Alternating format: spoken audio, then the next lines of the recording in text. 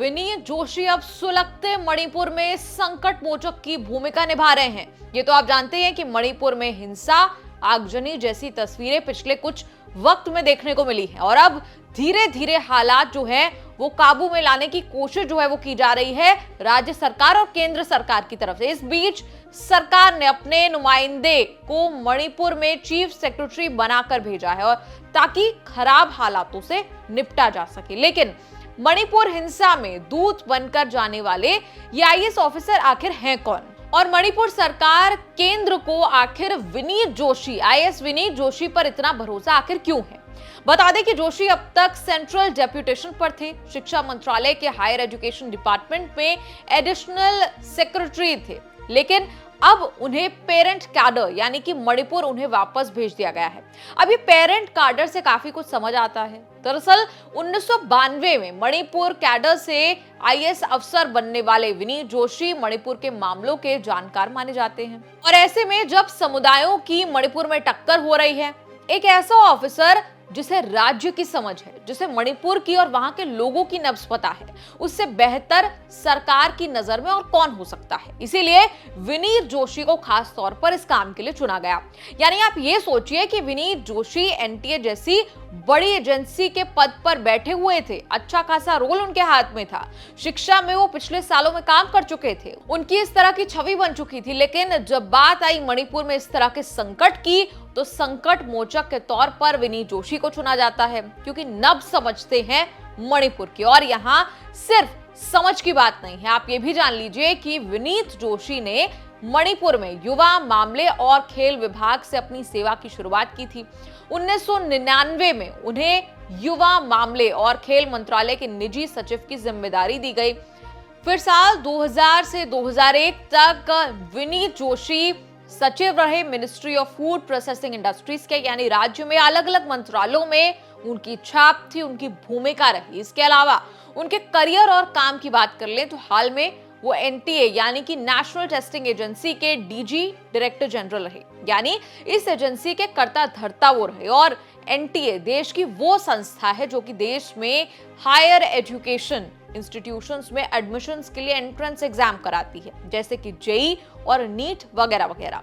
तो विनीत जोशी इस संस्था के सर्वे सर्वा रहे। 2018 में यहाँ उनकी एनटीए में नियुक्ति हुई। इस दौरान जब कोरोना काल में तमाम एंट्रेंस एग्जाम को लेकर एक्स्ट्रा अटेम्प्ट की मांग उठी, छात्र जो थे वो असमंजस में थे, तो छात्रों ने कई बार एनटीए को घेरा, विनीत जोशी को घेरा, उनसे सवाल किए, ट्विटर पर प्रोटेस्ट किए। चूंकि मैं शिक्षा भी कवर करती हूँ इसलिए ये तमाम बातें कह सकती हूँ। दूसरी तरफ विनीत जोशी के एनटीए डीजी रहते हुए अहम निर्णय भी लिए गए। एनटीए के अलावा वो हायर एजुकेशन के बाकी कार्य क्षेत्रों के साथ साथ उच्च शिक्षा अनुदान एजेंसी यानी कि HEFA में वो ज्वाइंट सेक्रेटरी के पद पर भी अब तक मौजूद थे, तैनात थे। मीडिया की तरफ अगर उनकी रुख की बात करें, मीडिया कर्मी होते हुए बात हम कह सकते हैं, क्योंकि शिक्षा जगत का वो लंबे समय तक हिस्सा रहे हैं, तो ज्यादातर मीडिया ने उन्हें एक रिस्पॉन्सिव ब्यूरोक्रेट के रूप में देखा है। अब भले ही मणिपुर काडर से वो आईएएस अधिकारी रहे, लेकिन पढ़ाई उनकी इलाहाबाद, कानपुर से हुई है। पहले उन्होंने एनी बेसेंट स्कूल इलाहाबाद और जीआईसी इलाहाबाद में शिक्षा अपनी पूरी की। फिर आईआईटी कानपुर से मैकेनिकल इंजीनियरिंग में ग्रेजुएशन की डिग्री हासिल की। इसके बाद उन्होंने Indian institute of foreign trade से बिजनेस एडमिनिस्ट्रेशन में मास्टर्स डिग्री हासिल की। इस सब के बाद 1992 में वो आईएएस ऑफिसर बन गए और ऑफिसर बने तो अलग अलग मंत्रालयों के लिए काम करने लगे। 1999 में मणिपुर में युवा मामले और खेल मंत्रालय के तहत निजी सचिव बने, ये हमने आपको पहले भी बताया। 2000 से 2001 तक ministry of food processing industry में वो निजी सचिव बने। लेकिन इसके अलावा जो एक करियर हाईलाइट उनका रहा वो था सीबीएसई में उनका योगदान। विनीत जोशी को साल 2010 में सीबीएसई के चेयरमैन की जिम्मेदारी मिली थी। इसके बाद सीबीएसई में उनका फिर से कमबैक हुआ। आप जानते हैं कि सीबीएसई स्कूली शिक्षा की सर्वोच्च संस्था है। उनके कार्यकाल के दौरान सीबीएसई स्कूल्स में सीसीई यानी कि कंटिन्यूअस एंड कॉम्प्रिहेंसिव इवैल्यूएशन को इंट्रोड्यूस किया गया था। उन्होंने optional class 10th board exam system भी इंट्रोड्यूस किया था। ये अलग बात है कि दोनों ही स्कीम जो थी वो बाद में सरकार की तरफ से ही वापस ले ली गई थी।